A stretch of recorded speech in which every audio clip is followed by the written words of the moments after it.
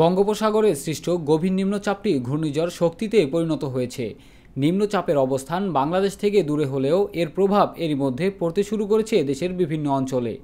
ইতিমধ্যে বাংলাদেশের দক্ষিণাঞ্চলে বৃষ্টির সঙ্গে ঝোড়ো হাওয়া বয়ে যাচ্ছে।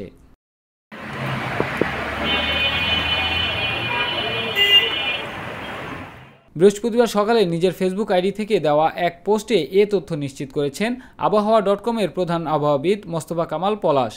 পোস্টে তিনি জানান, জয়েন্ট টাইফুন ওয়ার্নিং সেন্টারের বৃহস্পতিবার সকাল ৯টার বার্তায় বলা হয়েছে, ঘূর্ণিঝড়ের কেন্দ্র ভারতের অন্ধ্রপ্রদেশ রাজ্যের উপকূলের পূর্ব দিকে এবং এটি কলকাতা থেকে প্রায় ৭০০ কিলোমিটার দক্ষিণ পশ্চিমে অবস্থান করছে।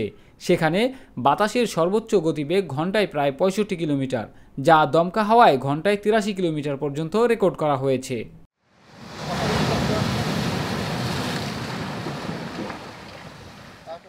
ঘূর্ণিঝড় শক্তি ভারতের অন্ধ্রপ্রদেশ রাজ্যে ও ওড়িশা রাজ্যের মধ্যবর্তী স্থানের উপকূলের উপর দিয়ে স্থলভাগে প্রবেশ করার আশঙ্কা করা হচ্ছে, যদিও ভারতীয় আবহাওয়া অধিদপ্তর এখনও এটিকে গভীর নিম্নচাপ হিসেবে গণ্য করছে।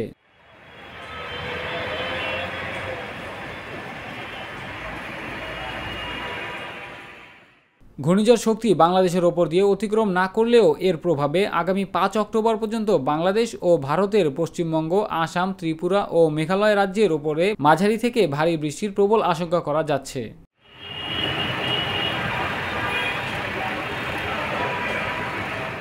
এদিকে দেশের ৩ বিভাগে ভারী বৃষ্টির পাশাপাশি ৭ জেলায় বন্যার আশঙ্কা জানিয়েছে বন্যা পূর্বাভাস ও সতর্কীকরণ কেন্দ্র।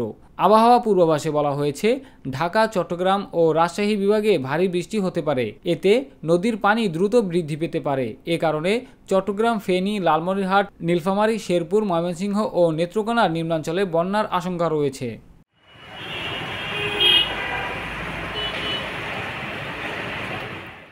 পশ্চিম মধ্য বঙ্গোপসাগর ও তৎসংলগ্ন এলাকায় অবস্থানরত লঘুচাপটি উত্তর ও উত্তর পশ্চিম দিকে অগ্রসর ও ঘনীভূত হয়ে প্রথমে সুস্পষ্ট লঘুচাপ এবং পরে নিম্নচাপে পরিণত হয়ে একই এলাকায় অবস্থান করছে।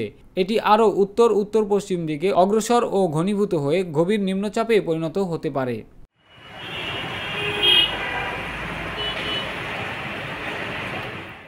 আবহাওয়ার ওই বার্তায় আরও জানানো হয়েছে, গত ২৪ ঘন্টায় দেশের অভ্যন্তরে ঢাকা, চট্টগ্রাম ও রাজশাহী বিভাগে এবং ভারতের ত্রিপুরা ও আসাম প্রদেশে ভারী থেকে অতি ভারী বৃষ্টিপাত হয়েছে।